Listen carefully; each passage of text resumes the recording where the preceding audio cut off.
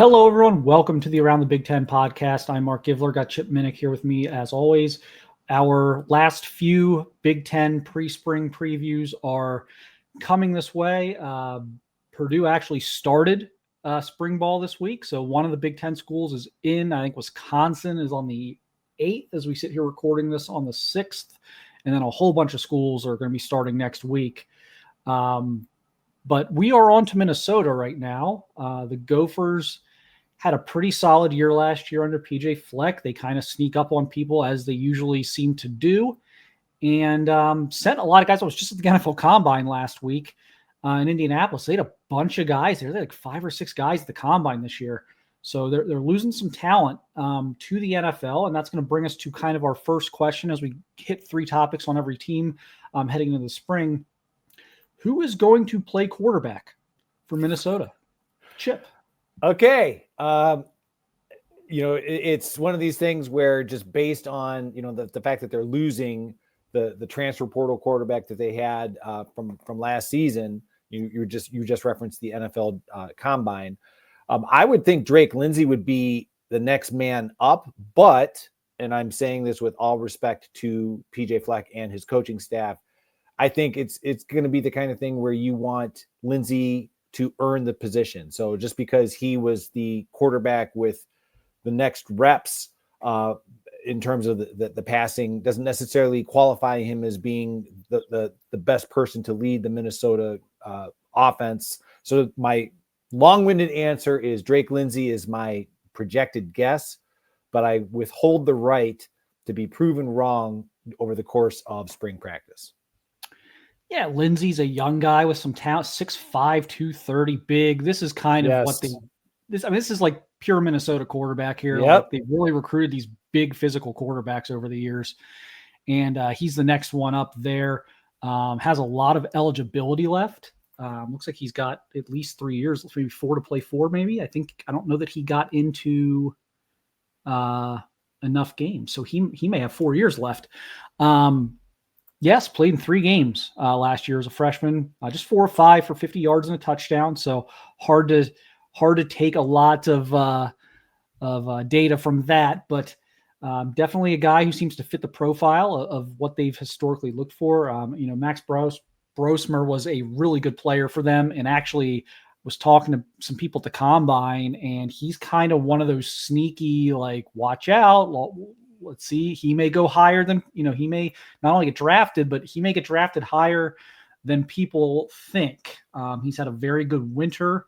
And so he's impressed people with his arm and I think he's impressed a lot of people with his mind. He was one of the coolest interviews. I think I probably listened to 100 and some interviews from the Combine, either just standing there in person, listening to them, or going back through video and listening to interviews. And his was I was at his podium actually for like the entirety of it, and his was one of the most impressive. So that's a big replacement. I think he was a really good player for them last year.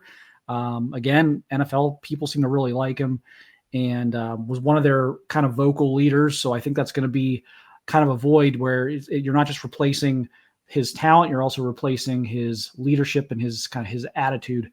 So that is going to be a big thing, is to make some progress on the quarterback battle. Like we talked about before, a lot of Big Ten teams have open quarterback competitions this spring. Mm-hmm. Some competitions, there's a heavy favorite, some there isn't, but a very, very large number of Big Ten teams do have an open quarterback competition this offseason. So this will be one of the more interesting ones. And kind of building off of that, some new faces. They did lose some guys in the portal. That's a couple guys in the portal. Philip Daniels to Ohio State kind of stings, but they were able to bring in some guys as well. Which of those guys, Chip, are you kind of looking at in terms of kind of showing this spring that, giving some people something to be excited about in the fall with maybe what they're going to show this spring? Well, I mean, we're talking about the fact that, okay, a new quarterback, what would be better than to kind of develop a passing attack? So, Javon Tracy is coming over from Miami of Ohio, Malachi Coleman from Nebraska.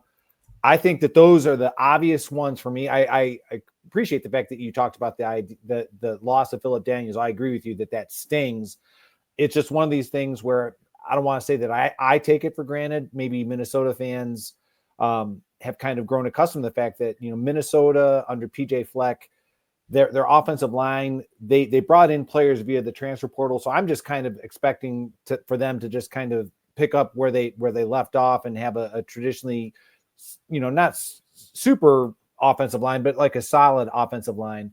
So getting back to my answer, I'm going to go with either of the wide receivers coming in with whoever the new quarterback is. I think kind of developing that passing game chemistry is going to be essential for Minnesota this spring. Yeah, I was a huge Malachi Coleman fan coming out of high school. I was able to see him at the All-American Bowl down in San Antonio his senior year.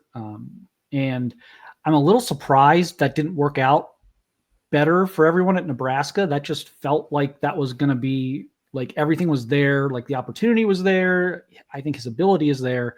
So that was kind of interesting to me that didn't work better at Nebraska. So I'm with you. I think Malachi Coleman is definitely a guy to watch this spring and obviously into the season.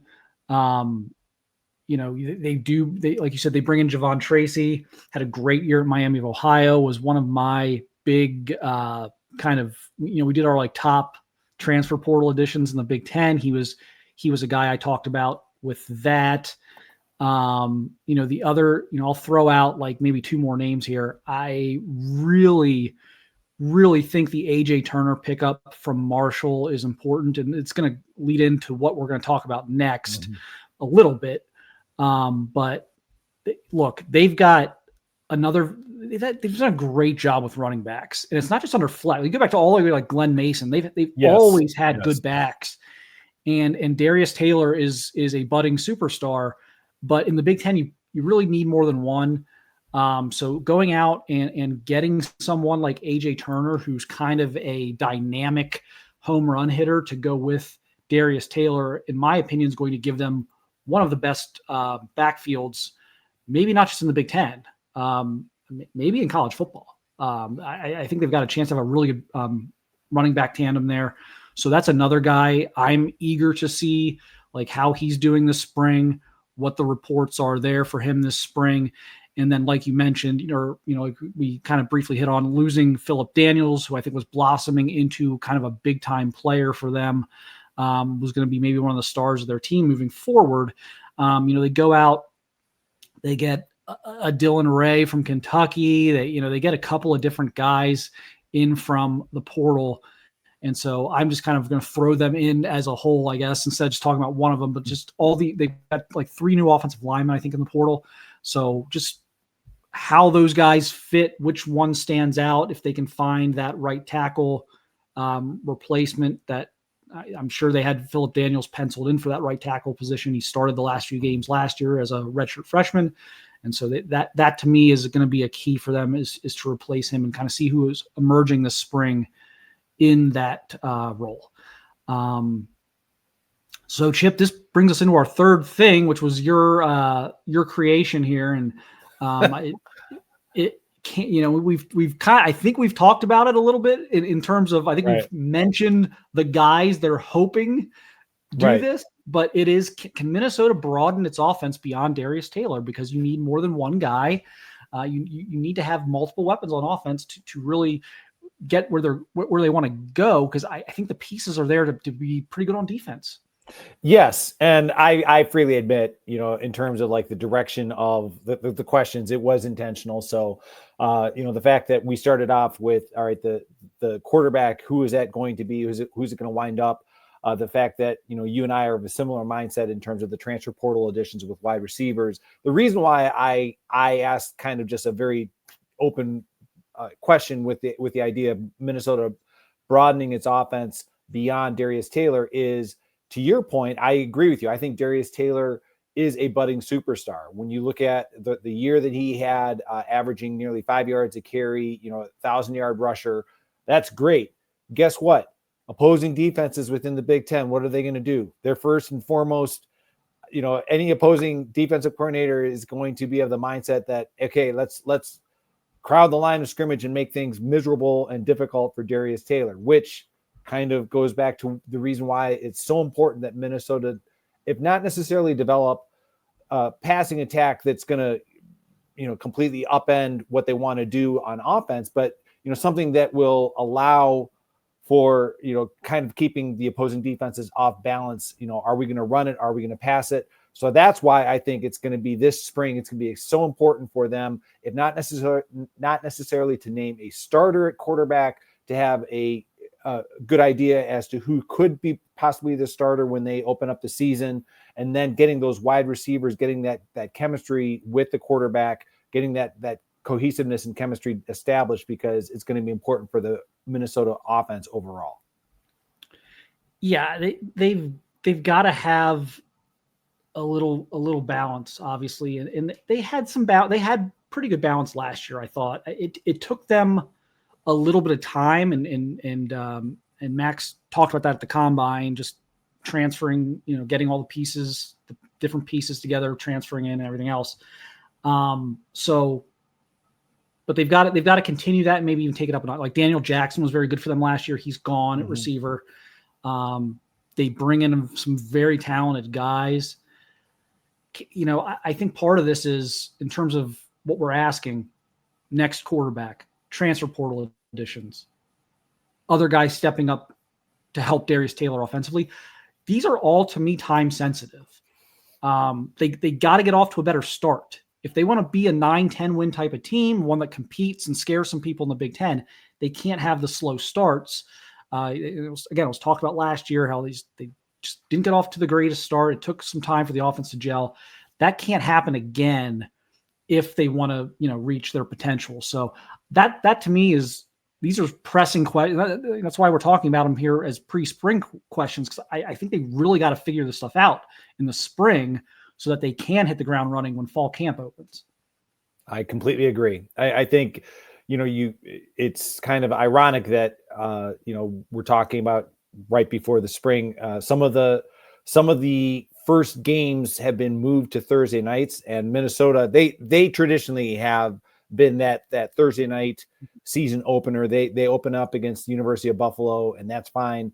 But to your point, it's like they can't come out sluggish in their non-conference and have it carry over into conference play. They need the offense to be, if not necessarily at midseason peak, but they have to have the pieces in place, well established, so by the time they get into conference play, they feel comfortable if they are going up against a team that is really good against the run or the pass, that they feel comfortable that they have some flexibility there. And it'll be nice, like not opening with Ohio State or even like North Carolina this year. Like they'll be able to kind of ease their way a little bit more. I think their defense has a chance to be pretty darn good, which is why a lot of all of our questions here were mostly around the offense.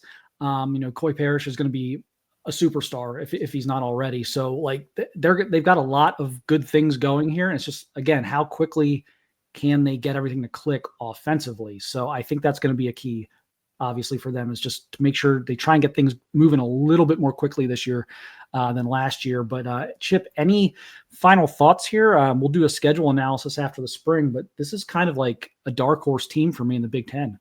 I would agree with that. I think that, after the spring, we'll have a better understanding. And like you said, Mark, I think post-spring, the schedule analysis certainly lends itself to getting a better feel for, what we believe Minnesota can do. I know that Ohio State will be hosting Minnesota at the beginning of October. So that's obviously a big game for Minnesota. But overall, I think PJ Fleck has this program well positioned to not only make it to a bowl game, but probably a premier bowl game if everything falls into place as obviously the people of Minnesota hope. Yep. So big spring for the Gophers. I think expectations are quietly very high there, just based on what they've brought in via the portal, what the star power they have returning. They've got a difference maker on both sides of the ball returning. So as young players, so they really had a great freshman class last year that was able to contribute. So we will be keeping an eye on them. We'll check back on them after spring, see how they're doing, see what the new guys look like. But we got a few more of these left, so we'll be on the next one here in a minute. But appreciate everyone watching here on youtube.com/@SaturdayGlory, and you can download this at any podcast platform of choice. But again, thanks everyone for watching, listening, and we will be back here soon.